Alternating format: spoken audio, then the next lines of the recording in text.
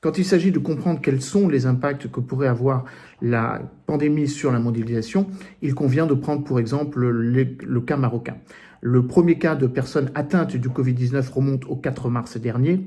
Le plan de confinement, qui avait été d'ailleurs initialement anticipé avec un appel à la vigilance et une capacité donc pour les Marocains de rester chez eux. Le confinement commence le 20 mars dernier.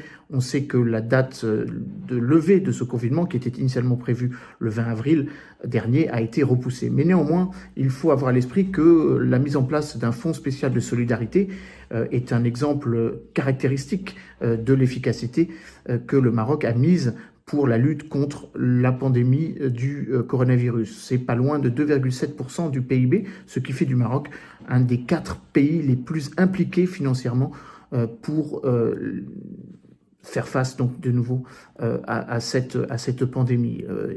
Ce fonds de solidarité, faut-il le rappeler, qui était initialement prévu, en l'occurrence, autour des 10 milliards de dirhams, 1 milliard d'euros, et a été très vite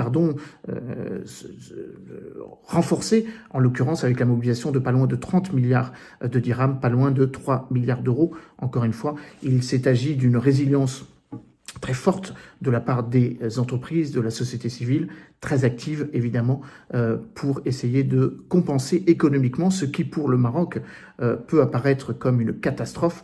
On sait par exemple que l'activité du tourisme, pas loin de 12 millions de touristes ont visité le Maroc l'année dernière, qui représente un poids économique tout à fait considérable, 11% du PIB, pas loin de 3% du revenu du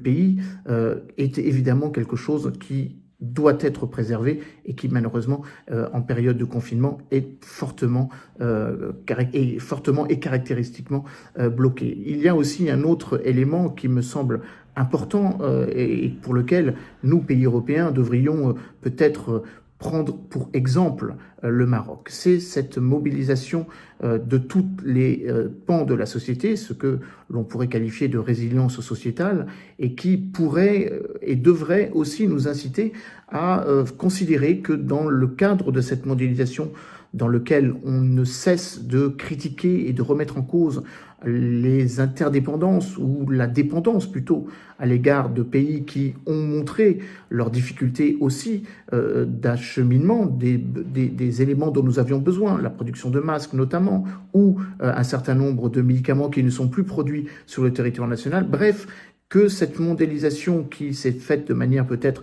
sans régulation ou sans suffisante régulation pourrait être révisée à l'aune de ce que beaucoup d'entre nous appelons de nos voeux, c'est-à-dire une remobilisation des acteurs méditerranéens. Nous fêtons cette année le 25e anniversaire du processus de Barcelone. Cela aura lieu en novembre prochain.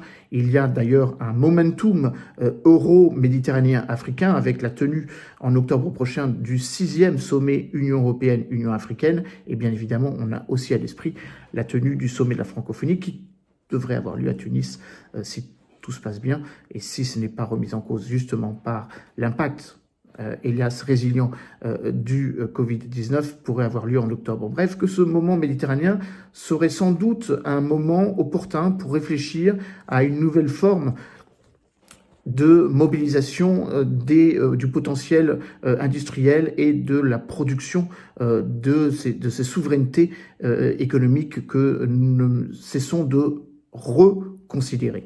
S'il s'agit de repenser la constitution des molécules dont nous avons besoin pour constituer notre stock de médicaments pour tenir compte des prochaines vagues du coronavirus ou des prochaines pandémies, peut-être faudrait-il évidemment repositionner un certain nombre de ces entreprises sur le pourtour de la Méditerranée plutôt que de les laisser très loin du besoin, en l'occurrence en Chine. En ce qui concerne la production du masque, de nouveau, le Maroc nous montre l'exemple. La production de masques au Maroc, il y a encore quelques jours, était de 3,3 millions de masques par jour. Elle va atteindre la semaine prochaine près de 6 millions de masques par jour. Et de nouveau, cela nous incite peut-être à penser la production dans la proximité, dans notre voisinage, c'est clairement notre voisinage oriental.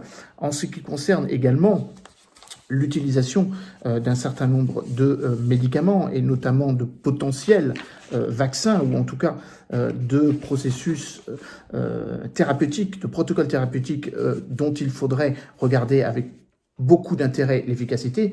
La question de la chloroquinite est aussi un exemple sur lequel nous pouvons prendre pour exemple le Maroc. Le Maroc, dès les premiers jours où sont apparus les premiers cas sur son territoire, a tenu à acheter massivement de la nivaquine et de la ploquénine au laboratoire de Sanofi à Casablanca. Donc montrant évidemment qu'il y avait une compréhension de la possibilité d'utiliser cette médication pour faire face